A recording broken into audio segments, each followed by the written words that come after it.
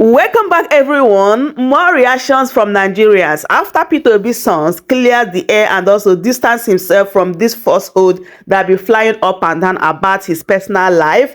After he cleared the air, most of Tinubu'S supporters, they are not calm, because if you see what was happening yesterday, especially on the Twitter, you will know that these people, there must be agenda behind this. Like, they were rejoicing, celebrating, saying that at least they have found something they will use against Peter Obi, which I said yesterday that I'm so happy, which a lot of people are happy that Mr. Peter Obi's son came out to clear the air. At least now we can go back and start talking about the main issues, because Nigerians are suffering under this Tinubu government. Look at this particular headline today. Nigerian man found hanging after threatening suicide, lamenting hardship, failure to feed family in Imo State. Like, Nigerians are buying themselves because of hardship. Like, there is crisis in Nigeria. Is it the insecurity? Is it the hardship? Nigerians are really going through a lot in this Tinubu government. Instead of us to focus and tackle this government, these people are bringing distraction to distract us, because they know very well what they are doing. Just as Peter Obi's son said yesterday, that this is just a distraction, and that is nothing but the truth. My people, make I allow you guys to take a listen and hear what Nigerians are saying after Peter Obi's son cleared the air about this falsehood against him. Take a listen. This particular picture has been circulating all day, and it has got me thinking, is it because you people did not see anything to pin on Peter Obi, you now went after his only son? As in, could it be the reason why you guys fabricated nonsense to paint the innocent young man, someone who is obviously just peacefully living his life away from the media drama space? He doesn't even have a social media account. Y'all just decided to, say anything to trigger the family because you hate his dad? Or is it because your president has children with questionable character? His spokesperson has children of Precious, this is a serious issue, don't laugh. Is it the frustration of having useless siblings? Are you people siblings?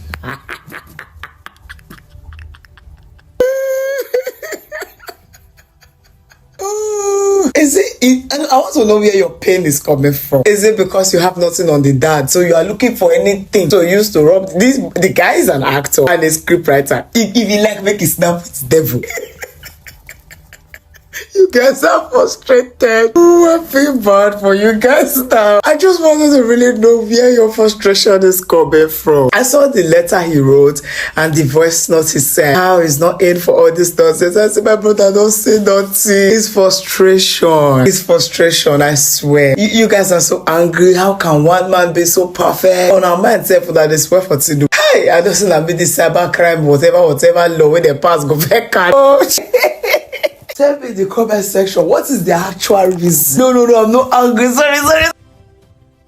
Question that, are you people attacking Peter Obi's son because you cannot find anything on the father, or because you are frustrated that your leaders have most miserable children and you are saying, why are you angry? I was literally laughing because it's a laughing situation. And then one came and said, but you have been attacking Tinubu attacked us first. His constant presence in the scheme of things is an attack on us, on our sanity. If you not come for us, we for not come for him, we for not come for a father. Does Nigeria look like Gabon, where the son of the president became the president after his father died? Ali Bingo took over from Omar Bingo. Nigeria resemble Gabon for nice, or resemble Congo or Togo, where if Papa Ru finished, Peking go carry over. I don't think we talked about Buhari's son until he had an accident. And leading a country with the smartest youths in the world, and you expect them to just keep quiet whatever you throw at them. So just in case you are wondering, that is why people like me, we always come for a Sheyi Tinubu, who could have gone into tech or other businesses, but choose to also want to be our leader just because he thinks he has a father that is paving way for him. No. So sad when I read some of your comments. That disgusts me. Una dey sono me. Dreamless people, visionless youth, slaves, voluntary slaves. You just sit down, carve your destiny, say na lead they go lead you till you die. Only you they go lead, no be yours. As for Peter Obi's son, I haven't heard he works with BBC. When I'm brought up abroad, at his age he does not drive a car. He lives a very peaceful life, not on social media. Script writer, extremely, they hear voice. If they talk with the listen, be like say with the drink milk. If you want to come for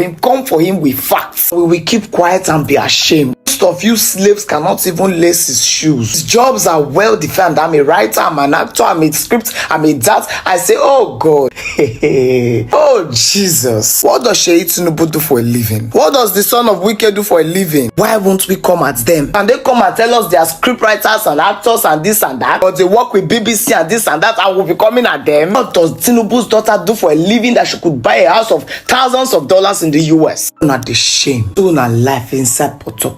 Unborn children already crying due to hunger. Yesterday, people were killed in the mosque. Over 50 dead bodies have been discovered in Castina. This idiot is not talking about the blood spilling in his region. He wants to educate them about a lie so they don't vote somebody that can save them. You all are costs. We will not vote the Peter Obi. Oh, what will happen? You will use a different naira from me now. If my naira is going down, your own will be going up. Oh, I don't understand. I'm not voting. So what will happen? If kidnappers want to kidnap, they will kidnap me and leave you. Poor. I'll Google cure Lofuna for me.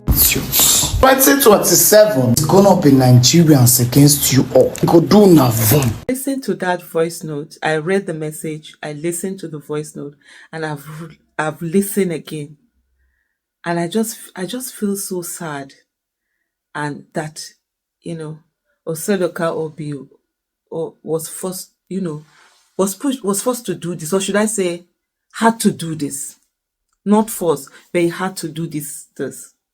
It's really not fair. And this thing has been going since his father declared for presidency, all manner of things. Even when there had been explanation that he is an actor, he takes on different roles. We've seen in Nigerian films, even Nigerian films say there are people who take on different roles. You are friends to different people. You don't discriminate. It's not in your business to discriminate. It's not in your business to say, oh, what is not. Yet every day, new lies. But you know something, there's always something about Mr. Peter Obi. That thing that you think you're going to use, there's a certain kind of grace upon him. And it comes from when you have a pure heart, when you do things for the sake of God and for the sake of the greater good, for the sake of man, and to help, and you are sincere, no matter what, whatever is fashioned against you as a weapon comes out and it becomes, an asset. And Hausa people have a proverb for it. They say, Hasada game rabu taki. That jealousy towards someone who is blessed is like fertilizer.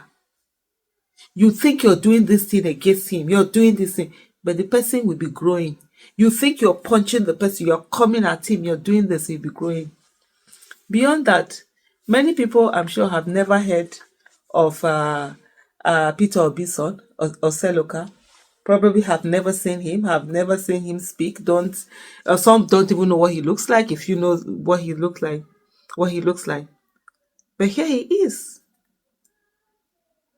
doing a message. And the message is so profound. The message is simple and yet profound. It's so deep. You look at it that you're like, wow. We saw somebody's son that was, hey, my father is. Yes. You see someone who was brought up to know that his father's wealth is not his own. That he's not going to be a hanger on around his father. Going around looking for what to eat from what his father is doing. But he went on right from day one to go and seek his own. And he found his own in acting, in being an actor. Which might not be as a typical Nigeria. You have a son, you wanted to take over your businesses, to learn your businesses. You say he has his part, and his father respects and supports him. He doesn't bring his children to whatever is being done. He doesn't bring his children to the political space. So this one has to take this control. The way you see some people's children taking control over everything, doing this one, they want to hand over power to children. He hasn't. But constantly and every time, you bring in his son into it. Any small thing, you're looking for ways. For those of you that were happy, going off, the North, I saw this thing with this one. Peter Obi'S presidential ambition is over.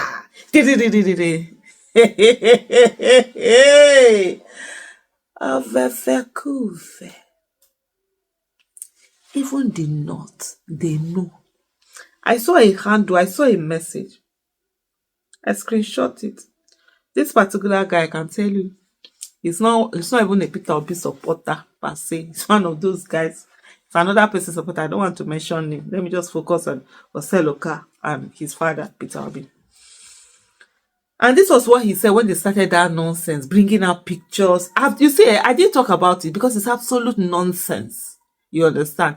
If not for this message and how powerful and profound this message is, on that issue, I've never spoken about it. When people are just, they've got some things that there's no need of amplifying it.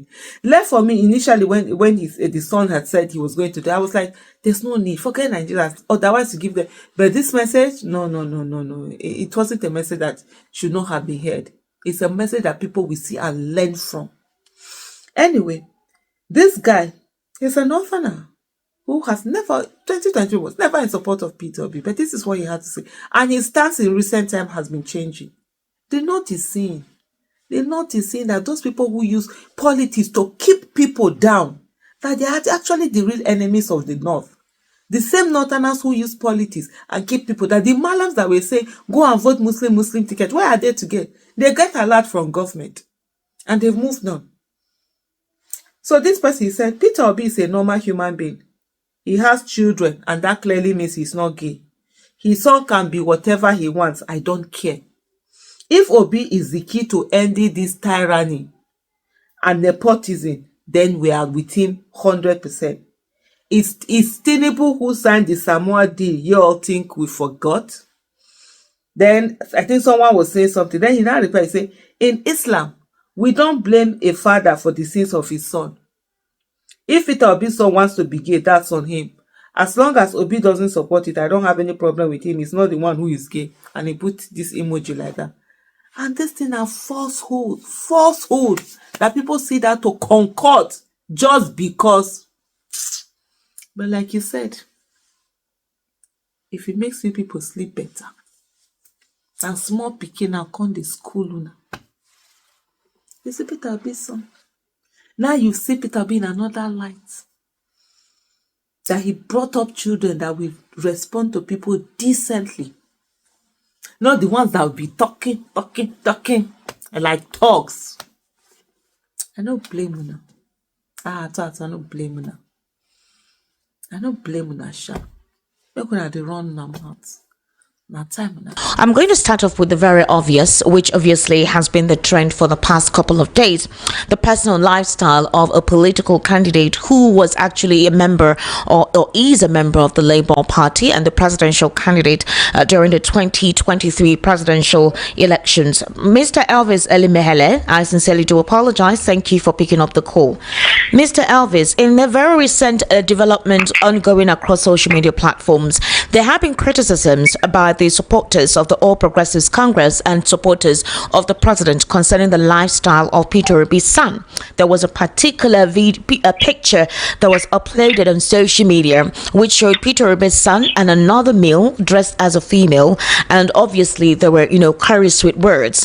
Now there have been speculations that went rife about the relationship of Peter Obi's son and this individual. Now spaces have been held, talks have gone on across social media handles concerning the morality in terms of lifestyle of Peter Obi's family. Now, you do recall that the same stain is on the president's family as well concerning the lifestyle of his children, and they are depicting that if his son has such a lifestyle, how does he intend to be moral as a presidential candidate? Peter Obi has said in his own path that the life of his children or the life of his wife, they're free to do what they want to do. He doesn't interfere in their life, but it doesn't limit him or destabilize him from wanting to be a member of be part of a country that needs to regenerate itself and move forward. What do you have to say about this? Is that a categorization to determine his personality or his propensity to be a good leader? It doesn't determine it, Esther. I think Nigerians are just looking for where to pick Peter Obi at all costs. You know, since Peter Obi came out, they search everywhere to bring him down his political profile. They've not gotten it, and they think this one, that's not just an issue. Okay. We saw this pastor, this Fountain of Life pastor that died last year. So Yeah.